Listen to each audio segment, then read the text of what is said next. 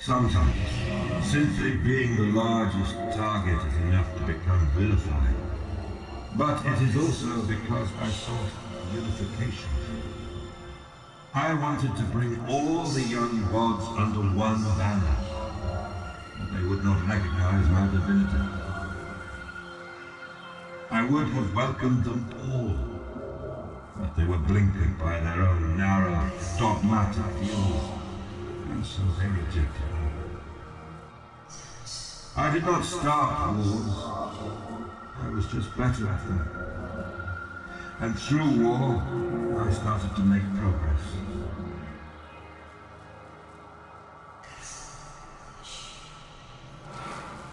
Zaros feared retribution from those remnants of my empire who remained loyal to me.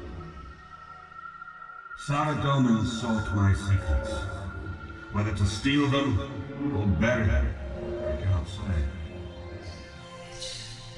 Ultimately, it is not important. The empire failed, and is no more. To build another would be folly. Mortals cannot be united by will or by force alone. Even if they could be, doing so would take more time than we have. I will get to that in due course.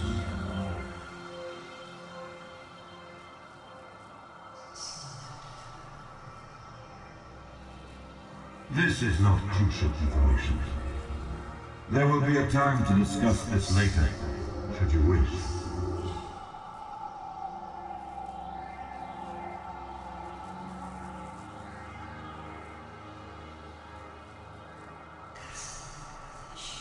Even though they have moved beyond their race's limitations, to me, they are still only very powerful mortals. I sought to bring them under one banner, all races and ideas, so that together we might strive for loftier goals.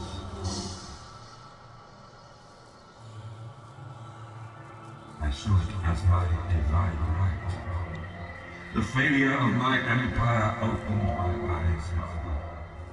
Since then, I have had much time to consider my failures. I was acting no better than Mahjarrat, attempting to control the mortals. I see my role now being to lead mortals, the young gods included, towards uplifting themselves. And to work with those powerful few who have stepped beyond the need for guidance. I see this in you. Guthix saw this in you too, at the end. But his inaction has cost us dearly. Yes. Gielinor hides a truth the likes of which even Guthix was not aware. If he had known, he would have done more than sleep. Freneskae holds the clues. You will see them with your own eyes soon enough.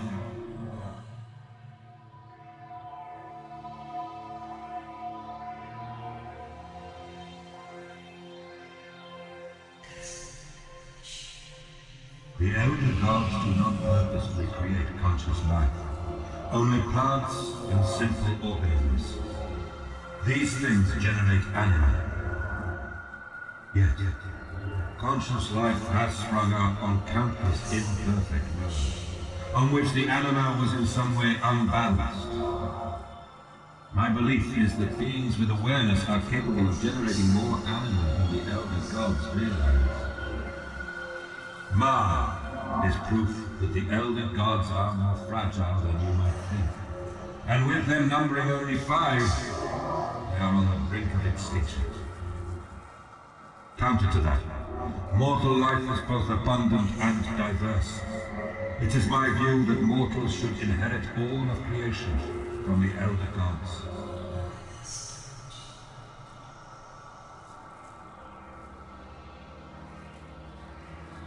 I do not understand your question.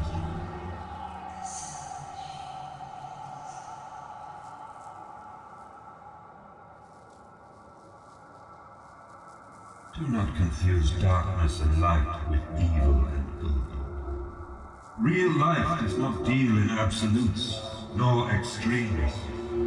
All light falls on a spectrum, and all life has capacity for both good and evil. Judge me only by my actions and my words, not by the words of others. I have made mistakes, but I do what I do because it must be done, because there is no other who would, no other that could.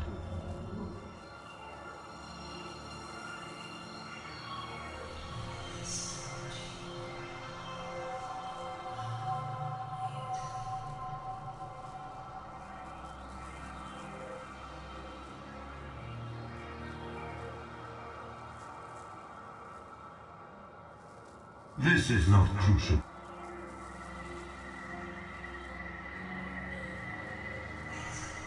Without her, I would not exist, but she is like a child. As such, she was unable to teach me much of anything. What I have learned, I have discovered since I left. She is an elder god, the youngest of 5. Yet the anima of this plane was not sufficient to nourish them all, and Ma was now 4. She was born without memory or knowledge, only instinct. After finally clawing her way to the surface, her first instinct was to pour what little energy she had into the creation of me and my companion. That would likely be an affront to the other elder gods. To her, I was akin to a child's dog. She is mentally fractured, but I have intellect. And I could not abide her possessiveness. As soon as she started to weaken, I left. It seems that our presence has stirred Ma. When you awake, we will have to deal with the consequences.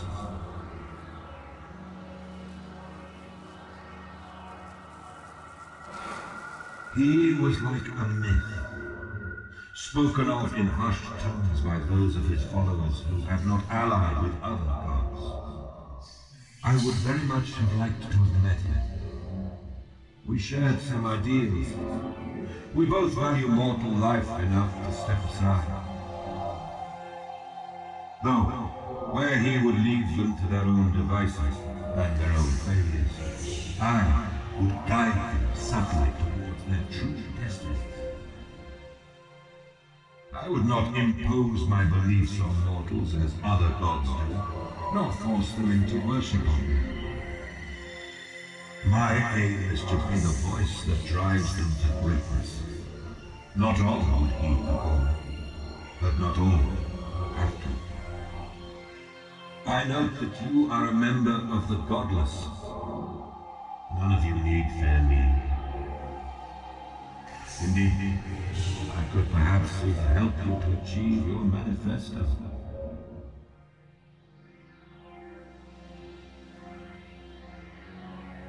Ultimately, perhaps, but there are many ways to achieve that goal.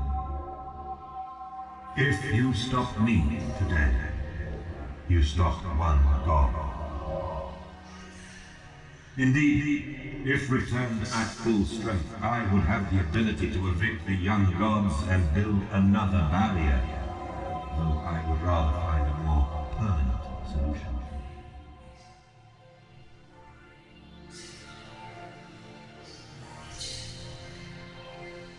I have nothing to say about Zaros.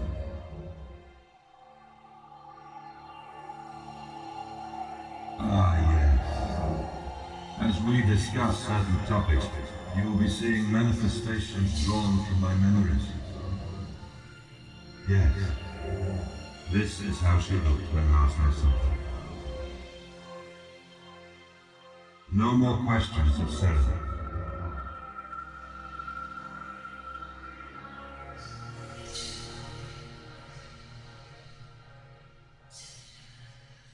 He was once my most trusted general. I never had cause to doubt his loyalty. Right up until the point that he betrayed me. I do not know what led him to it. In some ways he epitomizes what I advocate. He has a strong will and has overcome his limitations, but he did so at my own expense. Revenge would serve no purpose, but even if it would, I would have no time to enact it. There are more pressing matters that require my attention.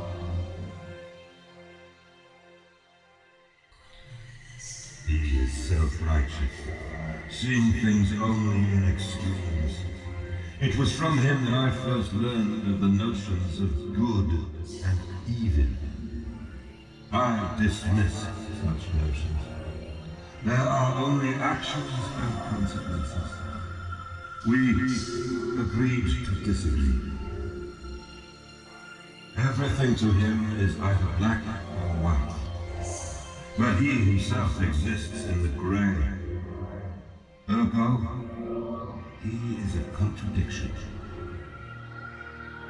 Yet many have prospered under his rule, most notably your species. So, there is some merit in what he has done. And he has become the most powerful young god in the wake of Guthix's end. He would make for a good envoy, if only he would widen his world view a little. When I knew him, he was idealistic and naive, but his intentions were always pure. There is value in that. Mahjarrat has told me of the tragic loss Armadale suffered during the God Wars. If he had given in to his despair, I would have no interest in him. But his recent victory over Bandas suggests this event has forged him. I shall watch his progress intently.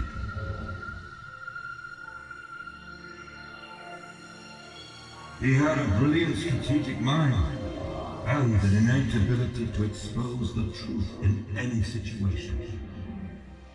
If only he could have curtailed his eternal desire for war, he might have proven useful.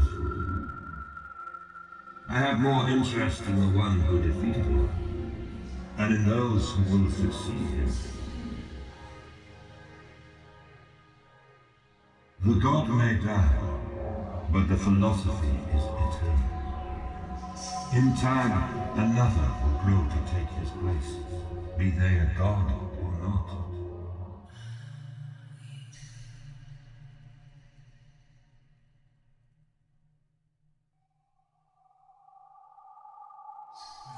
As Zaros taught me of betrayal, as Mahjarrat has taught me of loyalty. He had no reason to remain so after my banishment, and yet he has. In my empire, he stood at the head of the church. He has also since proven himself a worthy general. And he has kept the faith for all these centuries, when so many others chose to forget me. He is loyal, devout, intelligent, strong, and honorable. He has power, but does not misuse it. He embodies all of the traits that I hold dear. Finally, he has brought you to my attention. You who find yourself at the center of all things.